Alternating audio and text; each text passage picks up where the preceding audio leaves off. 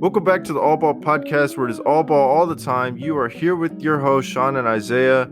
As always, this is episode number 43, and today we're going to be talking about the conclusion of the Mavericks and Warriors series, and then we're going to give our thoughts on the Heat and Celtics series. But before all that, as always, Isaiah, how are you feeling today, man? Man, I'm super anxious for this finals to start, but we got to take a step back.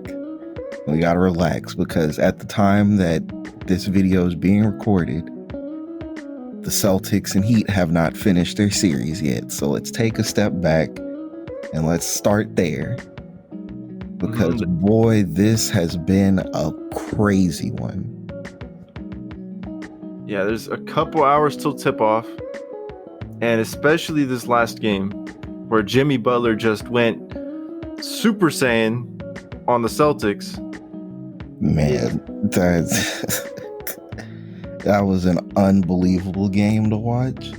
Jimmy Butler was hitting shots that I'd never even thought I'd see somebody hit.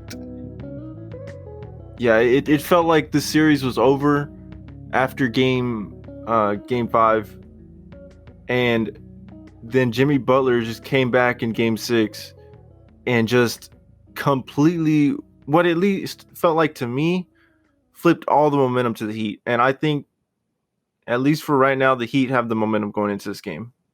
Oh, I absolutely agree. They were on the Celtics home floor. Mm-hmm. Jimmy Butler was an unstoppable beast. And on top of that, the Celtics just played like their heart wasn't in it until the game got close to the end, and then they wanted to act like they cared. But for the most part, I think the Celtics really just came out and they didn't give their full effort for the full 48. And it gave the Heat a gigantic boost of both morale and momentum going into this final game, which is going to be on their home court at that. So I think it's safe to say that the Heat might take this one. Yeah, and that's that in game 6, Bam only scored 6 points. The fact that they still were able to get a win when Bam only got 6 points is saying something. Yes, I know Jimmy Butler scored 47, and Kyle Lowry was able to put up 18 also, but it was basically, only Butler and a little bit of Kyle Lowry to win that game. Yeah, that sums it up perfectly. Jimmy Butler was by far the driving force of that win.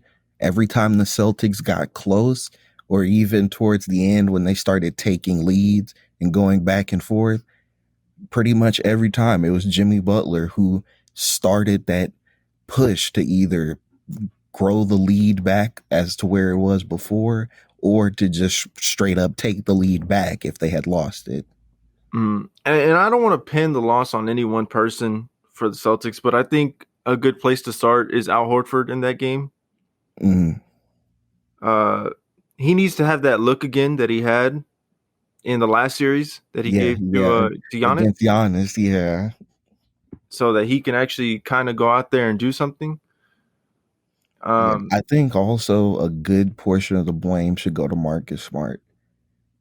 He pulled a Dion Waiters on us. He shot 1 for 9 from 3. He was 4 of 15 from the field. Yeah, definitely. At what point do you tell yourself, maybe I should stop shooting these threes because I'm not hitting them? Yeah, if Marcus Smart is your leading 3-point attempt leader for the game, it's more than likely not going to be good. Yeah, and honestly, it really is just a disappointing outcome because they probably got the best game of his Celtics career out of Derek White. So it really sucks that they wasted that really great game that he had just to lose. Mm-hmm. And I have to say that the fact that these players sold was kind of like really heartbreaking. Like specific players too. Grant Williams, Al Horford, Marcus Smart, and then one more player sold for me. Bam. Like Bam didn't sell, but he just didn't do anything like spectacular. And in all honesty, I believe that Jason Tatum sold too. And it was on his turnovers. because a lot of his turnovers were not forced. And Mhm. he was doing that classic, oh, I'm gonna play slow, I'm gonna play casual. And I noticed that that was part of the reason why Jimmy Butler was able to dominate this game so well. Because on the defensive end, he was getting so many steals because the team was just making lazy passes. Mhm. So he was every time they made a lazy pass on his man, he's right there, and it's a fast break every time. Right. And the reason why I say they sold, for me at least, was because my friend was able to do, I guess, the DraftKings thing, the Hmm. daily fantasy, and I had all four of those players, and they all sold for me. And I picked Jason Tatum over Jimmy Butler. I thought Jimmy Butler was going to have a bad game and they were going to get eliminated. And well, I should have picked Jimmy Butler. Man, you see, and that is why I do not try my hand at sports betting. I mean, luckily it was only $1 for like a $5,000 entry winner or whatever. Hmm. Uh, so I only lost out on $1, but still, I mean, imagine if I would have picked the right players and I could have got a good amount of money. Like sports betting is the biggest what if.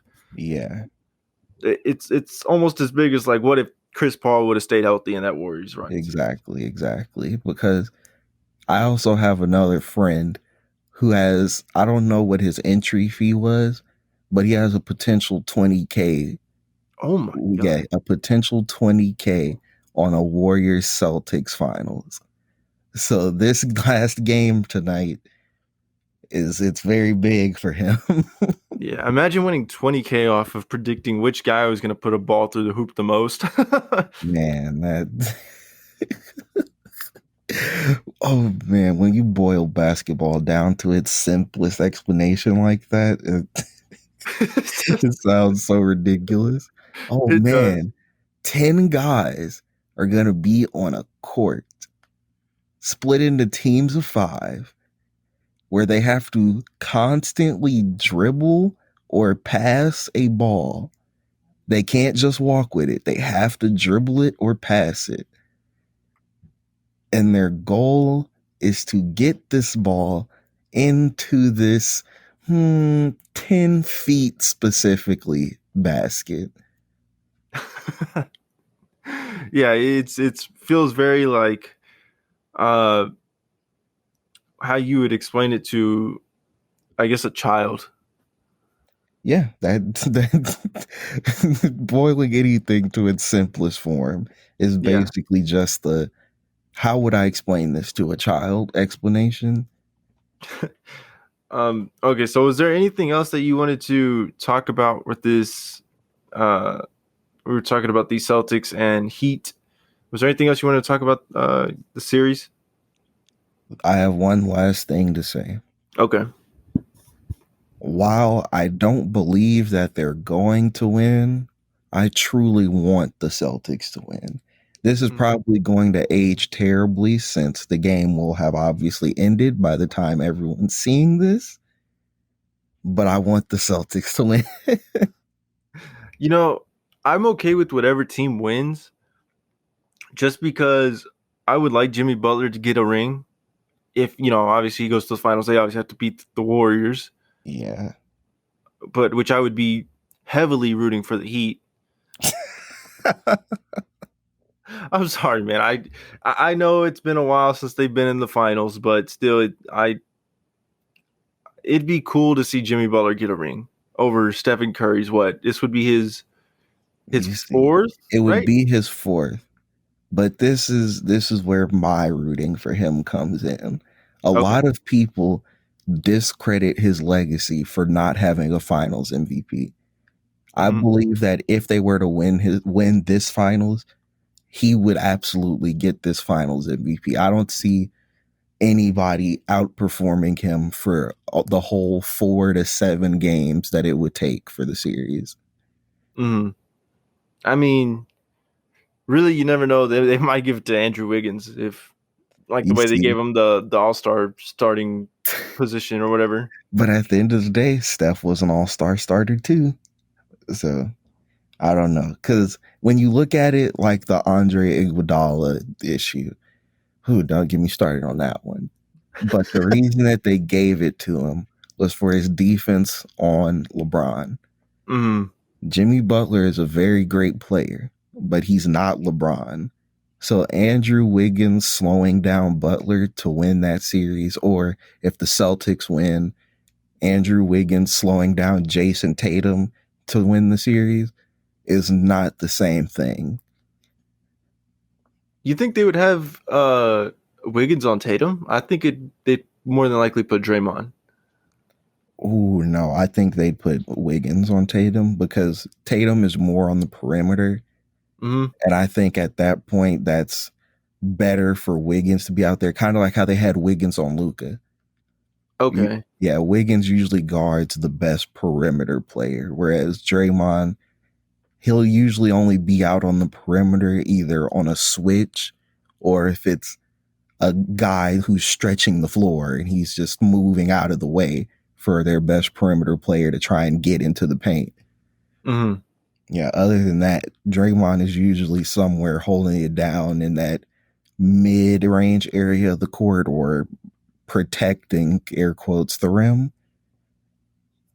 Okay. I mean, yeah, that does kind of make more sense because Wiggins is the faster of the two, Mm-hmm. and you're gonna want to have some, especially if it's Tatum. Tatum, I think, is a little more explosive than Butler. Mm-hmm. So yeah, you're gonna want someone who can at least keep up with Tatum. Exactly. But okay, is you ready to go ahead and move on to our thoughts on the conclusion of the Mavericks and Warriors series? Yeah, let's get into it. Okay. I have to say first, big congratulations to the Mavericks for overachieving and getting to the conference finals. Oh yeah, yeah. I know that there's a big rivalry between Houston and Dallas, but at Mm-hmm. the end of the day, we're all in Texas. So let's just give a shout out to our fellow Texans. Let's give them their credit for somebody in Texas making it far and doing something because nobody expected the Mavs to make it this far unless they were just an absolute super fan or they were Mm-hmm. just shooting in the dark and hoping for the best. Right. Nobody with any real sense of, okay, yeah, this team matchups, all of that. I don't think anybody with that kind of knowledge was pitting the Mavs to make it all the way to the conference finals. No, definitely not. Like the only way anyone, even myself, thought that the Mavericks could make it to the conference finals was like every single thing had to go perfect, Exactly. for the most part it did. Dinwiddie would have some good games. Luca was going crazy for the most part. Brunson stepped up Brunson big. too. Kleba for I think most of the second round was just shooting lights out. Yeah, and he was a really good defensive presence too. Mm-hmm. And looking at this now, with what they've accomplished this season and what they have on their roster at the moment, do you think that they could go out and make a big trade? I really don't think that anyone on their roster is good enough for them to make a blockbuster trade. Mm-hmm. I really think that the roster it's just too simple. It's kind of like a '04 Pistons type of situation. Not even because it's Luca is a definite superstar, but the way I look at it, I think it's like a coincidentally a 2011 Maverick situation Mm-hmm. where there's the obvious superstar player and then there are really good players or really solid role players around him. Yeah, it's like the players that they have around Luca are good players, but to be honest, they don't have much trade value when it comes down to it. Exactly. Maybe Brunson, but that's about it. Yeah, that's exactly what I was saying there, where you have your really elite central player that everything revolves around. and the guys around him just fit around him very well. Hmm. If I was the Mavericks, I think that I would try to do my best to get the most assets possible to go out and get Bradley Beal. Ooh, going for Bradley Beal is a crazy one. Is that Do you think that's too much to try and get, or Oh, do you yeah, think that's absolutely. I really don't think that they have the assets to try and go for Bradley. I don't think they do either, but like I said, I would do everything in my power if I was the Mavericks to try and do that. I really don't think that there's anything in their power that they could. It would have to be some crazy 3-team trade where the third team is willing to just get fleeced. That's no team. That Exactly. Like I truly don't see any possible scenario where well, they I mean, can give up picks or rostered players and get Bradley Beal in a straight up trade. there might be one team out there that I know that does enjoy being fleeced from time to time. That is the Kings. Oh, yep. Sacramento. You always love to flop on the trades. This could be your chance to live up to your legacy. Yeah, they might throw in Fox for like Bertans or something like that. You know, we just wanted to have two Europeans on our front court. Bertans and Sabonis, great combo, great combo. Hmm. Uh, yeah, but that's who I think a good target would be for that. That would be like their dream target, I guess you could say. Hmm. A more realistic target might be someone like, I mean, I don't know how the contracts would match up, and even if they would want to do this because he's coming off a terrible season, but maybe like Julius Randle or something, a player of that caliber.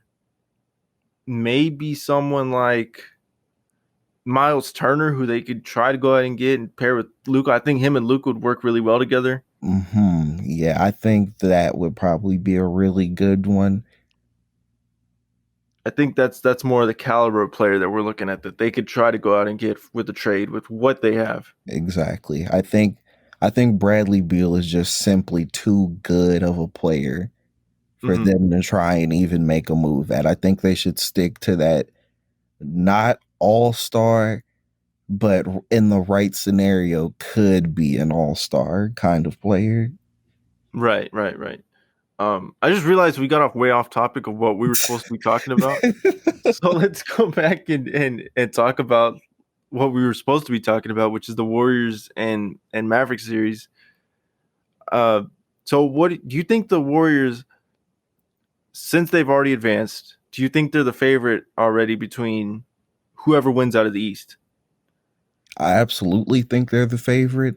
I Hmm. think for first and foremost, the Warriors have a ton of finals experience compared to either of the two teams.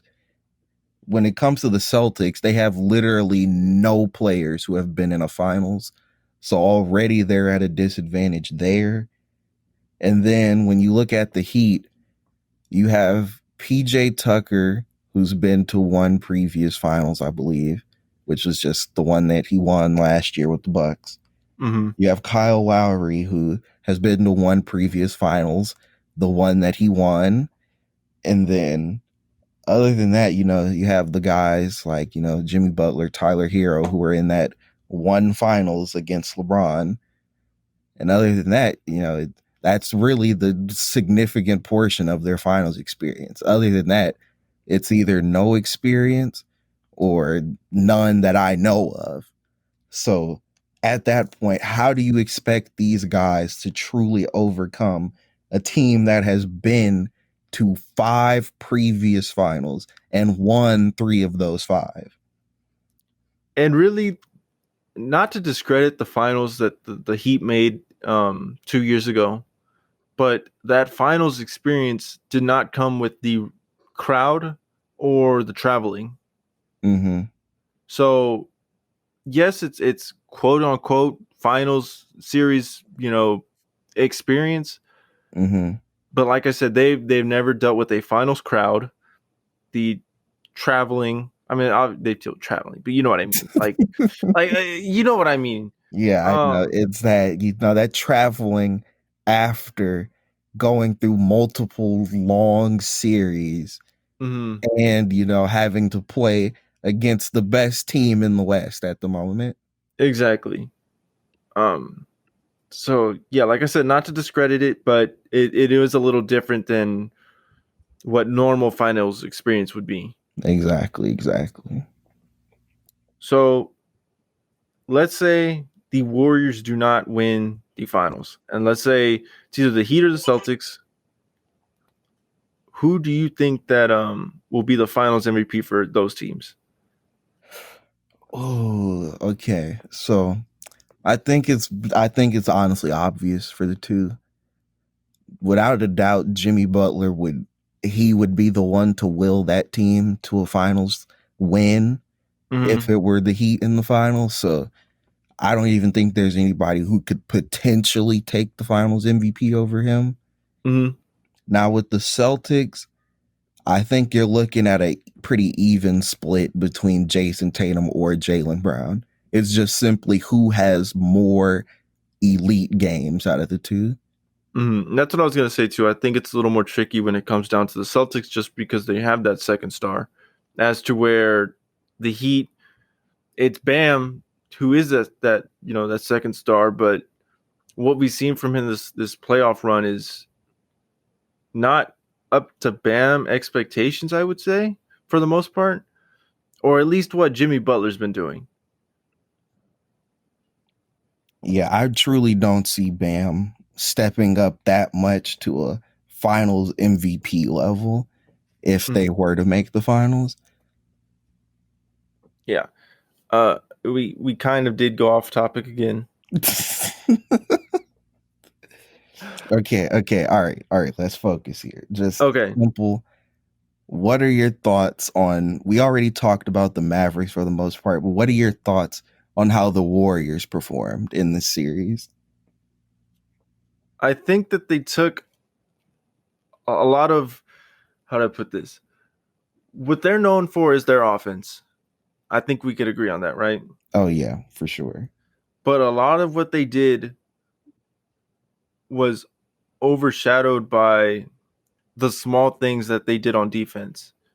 Mm-hmm. Because I know I talked about this before, that the Mavericks don't really have that ball handling, or that amount of ball handling that they have or that they need to be a real playoff contender, or a Mm-hmm. real championship contender. Championship Sorry. contender. Yeah. Because I mean, they made the Western Conference Finals. They're obviously playoff contenders. But Yeah. um and I think they took a good advantage of that, because as I explained before, there was a lot of just back and forth passing when Luka wasn't on the floor. Mm-hmm. And I think Steve Kerr had a really good game plan to make it to where it was a lot of ISOing from Jalen Brunson and Dinwiddie Mm-hmm. whenever Luke wasn't on the floor. You see, and honestly, even when Luca was on the floor, there was a lot of isoing with Luca, and a lot of times he just couldn't get a good pass off. Now, obviously, he's Luca, so he made it work a lot of times. But in the times where he couldn't get that pass off, they did a really good job of forcing him into taking really low percentage shots. And it Mm-hmm. shows in his final field goal percentage in some of these games. So Mm-hmm. I think the Warriors' defensive scheme worked perfectly in that series. Yeah, and just to think about, imagine if they had Gary Payton still. Like, Oh man, how I much scarier this team would be defensively. man, I completely forgot about GP2, man. Oh, if he was there, this could have been a sweep.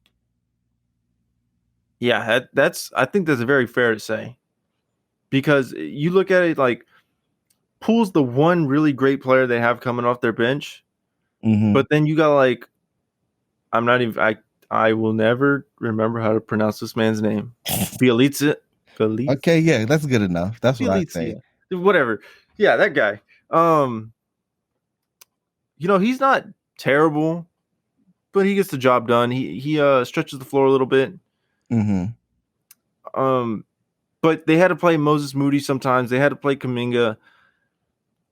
I think Gary Payton is the better option between those two.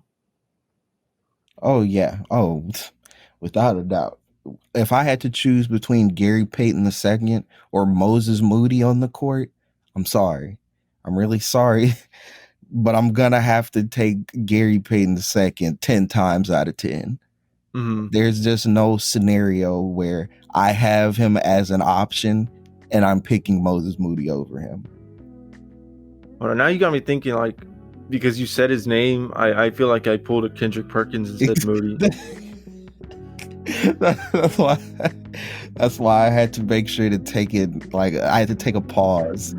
Yeah, I really did not want to mess it up and pull a Kendrick Perkins. But Moody Moses, I didn't want to do it. Yeah, that's I think that it's fair to say that Gary Payton is by far, okay, maybe not by far, but he's a good level above both of those two. And I think when it comes down to experience also, that's what kind of singles them out from those two also. Mm-hmm. But yeah, man, was there anything else you wanted to talk about, I guess, before we wrap everything up? No, man. I think that's it. Okay, well, that's going to be the end of the episode. If you like the podcast or the episode alone, go ahead and like and subscribe. Leave a comment down below. Isaiah, any last comments? And don't forget to share the podcast with as many people as you can, whether they like basketball or not. Maybe we can help them get into basketball. All right, we will catch y'all on the next episode.